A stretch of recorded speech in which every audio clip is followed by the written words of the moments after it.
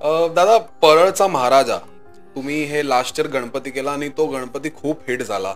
म्हणजे ज्या हिशोबाने तुम्ही बॅलन्सिंग केली, ज्या हिशोबाने ते घोडे लावलेले, तर त्या हिशोबाने ते खूप हिट झालेलं मूर्ती. तर त्याची काय प्रोसेस होती आणि काय चॅलेंजेस आले? म्हणजे एवढी मोठी मूर्ती होती आणि ते बॅलन्सिंग कसं झालं? एवढे घोडे, म्हणजे हे प्लॅनिंग अगोदर होतं की नॉर्मली म्हणजे कसं असतं की स्केच बघून स्केच आर्टिस्ट तुम्हाला स्केच देतो, मंडळांना फायनल करतात स्केच आणि नंतर तुम्ही घडवता मूर्ती. बरोबर. तर काय प्रोसेस होतं परळचा महाराजा? परळचा महाराज असं आहे की 2017 मध्ये मी स्केचचा बनवला गणपती, जो मंडळांनी स्केच आणून दिला. पण 2018 पासून हा स्केच बनला नाही.